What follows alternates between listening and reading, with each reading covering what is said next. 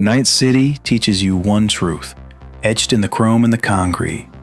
Nobody walks. Not for efficiency, not for freedom. Because in this city, everyone is running. Running from debt, running from regret, running from a bad ending they saw coming a mile away. Mostly, they're just running from who they were yesterday. And that's why the most honest thing about a choom here isn't their job, their jacket, their chrome, or their cred balance. It's their ride. A car in Night City, it's a cage, a fortress, a rolling coffin with tinted windows. It's a declaration of status or delusion. It's an insulator. But a bike is different. A bike is raw. A bike is intimate. A bike is an accelerant for the truth. On a motorcycle, there's no armor, no anonymity, no glass between you and the city that's trying to kill you. It's just you, the grit, the exhaust, and the neon glow. It's your choices, your trauma, your speed. And Night City sees it all, exactly as you are, exactly as you pretend to be. So today, we're not judging horsepower. We're not ranking stats. We're not doing some Gonk's top 10 fastest bikes clickbait special. Nope. We're doing what Night City does best, exposing people. Because your bike isn't transportation. It's confession. It's identity. It's psychological projection wrapped in chrome and neon. And depending on what you ride, you might be a broke desert prepper, a wannabe influencer, a grieving friend clinging to memory, or just a nomad searching for family. Either way, you chose this bike, and this bike says everything. So, what's the first confession we're going to pull from the pavement? It's not a dramatic one. It's not a story of glory or grief or a legend in the making. No. The first confession is simpler. It's the quiet, rattling, deeply embarrassing confession of an empty wallet. The Brennan Apollo doesn't roar, it clatters. It doesn't announce you, it apologizes for you. This is the ride you pick when Night City has chewed you up, spit you out, and you're still telling yourself you're built for the Badlands. You're not, and neither is this bike. It has no personality, no lineage, no story. Just shocks, storage straps, and the quiet, rattling dignity of something bought purely out of financial necessity. People who ride the Apollo love to pretend they're nomads. They talk about the freedom of the open road, living off the land, going where the wind takes them. But let's be honest, Choom. The only place the wind has taken you is the sort by price low to high filter on the auto fixer terminal. It's the motorcycle equivalent of wearing cargo shorts to a corpo interview. Technically functional, but spiritually unemployable.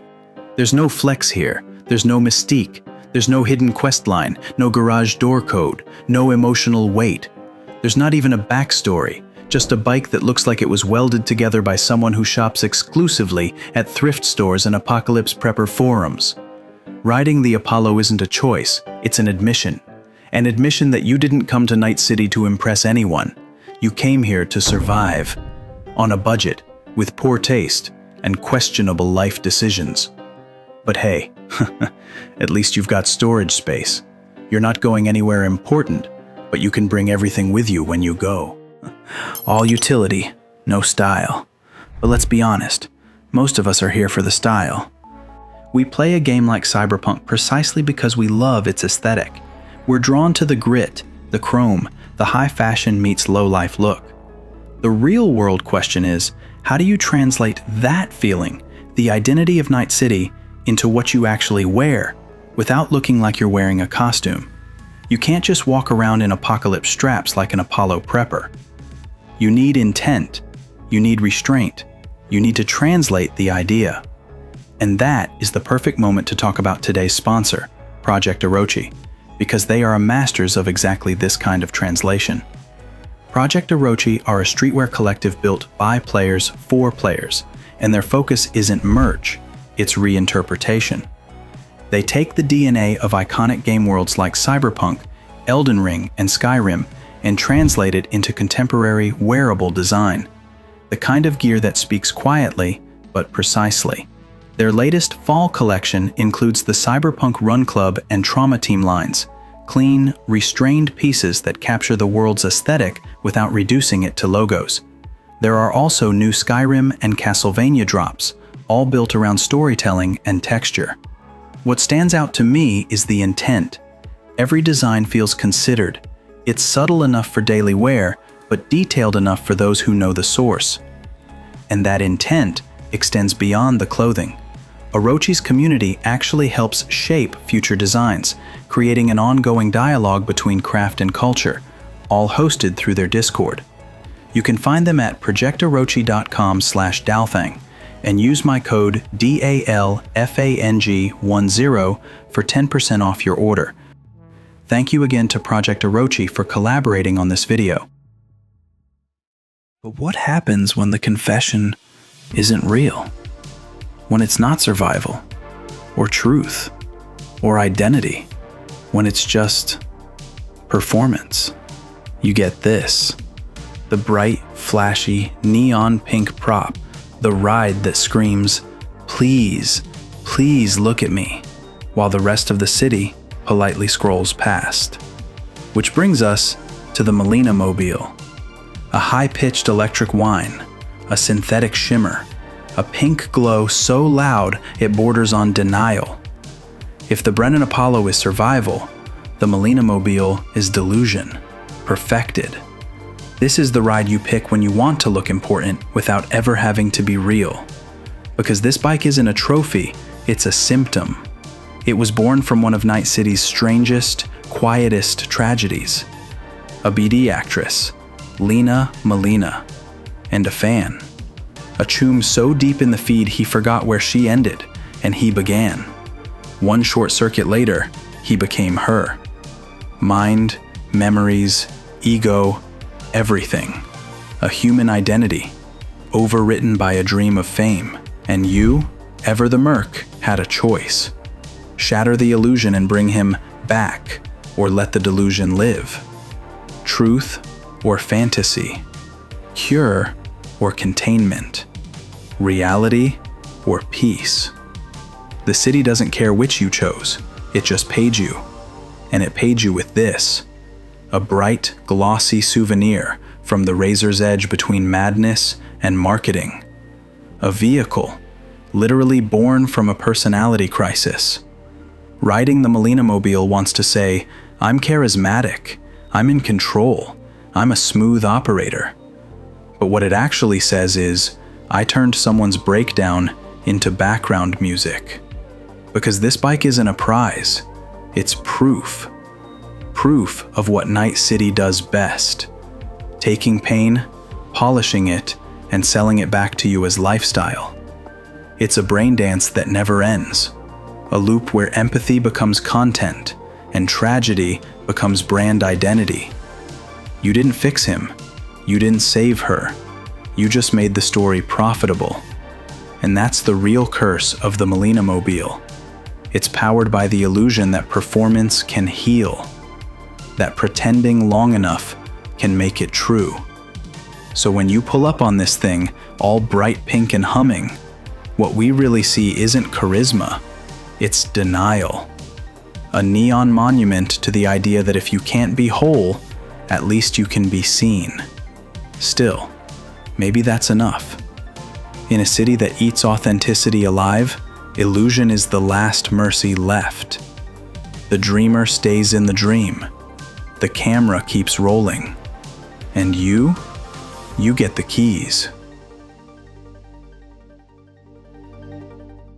But Night City doesn't just sell one-off tragic delusions. That's not where the real money is. It mass produces them. It packages its fantasies in chrome and neon and sells them to anyone with the eddies and the ego. And the Kusanagi? That's the premium model. The middle-class dream of transcendence. The illusion that you can buy your way out of mediocrity. 1 horsepower at a time. You hear the Kusanagi before you see it. A high-frequency, synthetic shriek that sounds like the future tearing a hole in the present. Built in collaboration with Arasaka, tuned for reflexes you don't even have. Marketed with the promise that speed is identity. This is the bike you buy when you finally escape the struggle, but not the system. You're not rich enough to own silence, and not poor enough to blame the world anymore. So you buy noise instead. Every curve, every decal, every light, engineered to whisper main character energy. Because make no mistake, this is the Akira bike, the Ghost in the Shell dream, the vehicle designed to make you forget that beneath all the neon and chrome, you're still just another consumer, performing rebellion in 4K. Kusanagi riders don't just want to go fast. They want motion blur. They want lens flare. They want the soundtrack in their head to swell as the city streaks by like a vaporwave hallucination. They want to drift past NPCs and imagine they're whispering, "Who was that mysterious lone wolf?" Because the truth is, you didn't earn this bike through legend. You bought it with street cred and disposable income. It's Night City's most expensive therapy session, an upper middle class fantasy where speed replaces purpose. And that is the delusion. It isn't that you think you're the hero, it's that you think Night City agrees. Still, there's something human about it. Every Kusanagi is a confession that some part of us still believes in destiny, that under all the cynicism and chrome, we want the world to notice the moment we become more. It's fast, it's flawless, it's fake, but for a few seconds, when the lights blur and the synth hits just right, you're not V, you are the story. But what about the story that isn't mass-produced by megacorporations? What about the stories Night City buries? The ones that don't get a billboard, the ones that end in an alley, wrapped in a lie. Enter the Nazaré Itsumade, the gift of the betrayed. The Nazaré Itsumade doesn't roar, it mourns, it hums. Like the voice of someone you failed, soft, patient, still waiting to be remembered. You don't buy it, you inherit it, piece by piece, clue by clue, from a story that ended before you ever arrived. Because once, there was a woman who believed love could outrun Night City. She fell for a man who told her he'd found a way out, that together they could vanish, start over, live free. She believed him, but he sold her out, to the same Tiger Claw boss who owned the bike. She died in an alley, still clutching the letter that told him where to find it, never knowing she'd already been betrayed. Her last act wasn't revenge, it was affection. A final gift for the man who traded her life for his own. That's Night City, a place where love doesn't end, it gets weaponized, where the people at the bottom don't betray because they stop caring. They betray because they still do. So when you follow the trail she left, the messages, the codes, the coordinates, you're not solving a mystery, you're walking through someone's heartbreak. When that garage door opens, the air feels heavy, and the bike waiting inside is a eulogy. The Itsumade wants to say, I'm rare, I'm elegant, I'm proof of persistence. But what it actually says is, I was a parting gift from someone who died believing she was loved. This bike isn't your flex, it's your confession. It says you're the kind of person who can't stand to see love die without leaving flowers. That even in a city built on betrayal, you still believe in meaning, even if it's posthumous. It says you collect stories the way other people collect eddies. You ride through ruin, looking for something pure enough to remind you that you're still human. You don't ride the Itsumade because it's fast. You ride it because it hurts. Because somewhere deep inside, you'd rather inherit someone else's heartbreak than admit you've stopped feeling your own. But what happens when you're not just finding the eulogy? What happens when you live it? What happens when the bike isn't from a stranger who died, but from a friend who died for you? Enter Scorpion's Apollo. The weight of survival. Some bikes are bought, some are found, some are hacked from a locked garage with a broken code. But this one is given. And in the Badlands, that means more than horsepower. It means you mattered to someone who didn't live to say it out loud. To understand this bike, you have to understand Scorpion. A man who fought, bled, and died trying to protect his clan. A man who rushed toward a crashing Kangtao AV because loyalty outranked survival. A man who, in the middle of that sand-blasted chaos, still believed the Aldecaldos were worth dying for. Life during wartime isn't a mission. It's a funeral that hasn't happened yet. It's Mitch screaming on the radio. It's Panam losing her voice trying to warn them. And it's you, a merc, an outsider, watching a family break in real time. By the end, Scorpion is gone.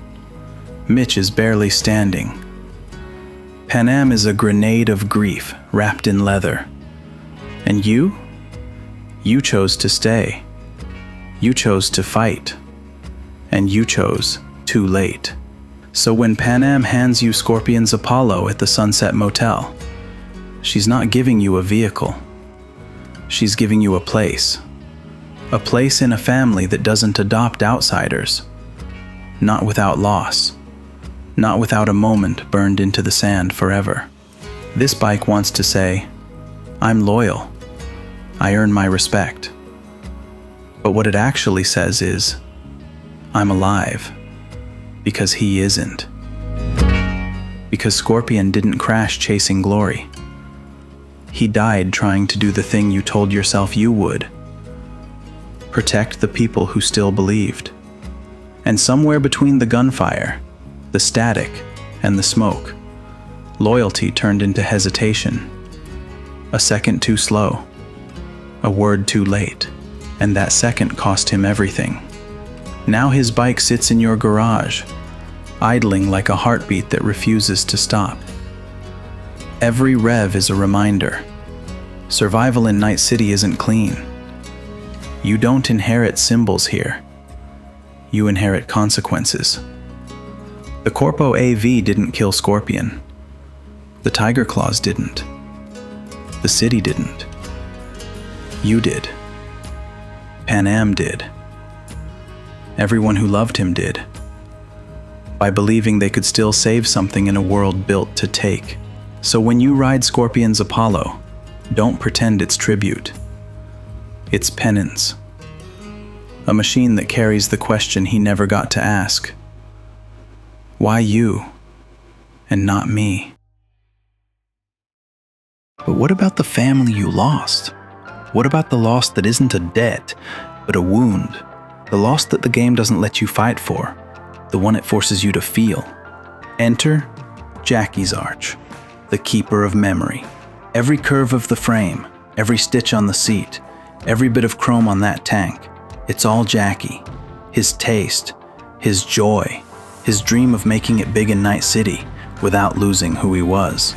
You don't acquire this bike, you inherit it, and only after Act 1 decides to punch you in the soul. Because when you choose to send Jackie's body home, when you show Mama Wells that you cared, that he mattered, that he wasn't alone, she gives you the last thing in Night City that still holds his warmth. This isn't just a ride. It's a relationship you didn't get to finish. Owning Jackie's bike wants to say, I ride for someone I lost. I wear my loyalty in chrome. But what it really says is, I haven't healed yet. And maybe I don't want to. Because riding Jackie's bike is not about speed, it's not about style, it's not about being cool. It's about keeping a friend alive, just for one more mile, one more conversation, one more memory you refuse to break. This bike isn't loud, you make it loud. The streets don't care about your grief, the corpos don't care, the fixers don't care. But when you pull up on Jackie's arch, with his name still etched into the metal, you're carrying the one thing this city can't clep and can't kill. Heart. Raw, stubborn, human heart. Scorpion's bike is a debt to a clan, a family you found. But Jackie's bike, that's a monument to a brother, the family you lost. But what if you're done? Done riding ghosts, done with penance and grief and carrying the weight of everyone else's story? What if you're finally ready to buy your way out, to trade all that messy human heart for something clean, something fast, something expensive? What if you're ready to ride toward the sunset and just pretend to be free? Enter the Arch Nazaré, the Corpo's sunset. The roar of the Arch Nazaré isn't rebellion, it's nostalgia. It's the sound every corpo in their armored limo hears. The sound of that tiny, poisonous dream that maybe, if they just turned off their holoscreens and floored it west, they could leave all this behind. And that is the fantasy the Nazaré sells. Freedom. At 71,000 eddies per unit. A cruiser, built for the corpo who finally realized quarterly bonuses don't feel like meaning anymore. Because that's the secret. This bike was never meant for the streets. It was built for the illusion of leaving them. The corpo who owned it before you braked too hard, launched himself over the handlebars, and cracked his skull wide open. Not in battle, not in glory, just trying to escape a life he bought piece by piece, until even his escape came with a receipt. That is the Nazaré, a machine that hums like a sunset and ends like gravity. It wants to say, I'm free. I chose this life. But what it actually says is, I'm running from a life I built too well to abandon. The Arch Nazaré is not rebellion. It's resignation, painted gold. A beautiful lie on two wheels. Designed for the kind of person who can afford to chase freedom, but never reach it. But there's one last bike, one last confession, one that has transcended the idea of freedom and replaced it with the physics of power. A bike that doesn't care about your grief, your past, or your golden resignation. It believes in only one, final, violent truth. Speed. It is the top shelf, the apex predator, the in-game answer to a question nobody sane ever asked. Enter the Yaiba Muramasa, the survivor. A high-frequency tear in the air that sounds like a scalpel cutting through time itself. This isn't a bike, it's a final form, the kind of machine you only see after someone has survived the city long enough to stop fearing death and start pitying it. This isn't an accident, this is philosophy.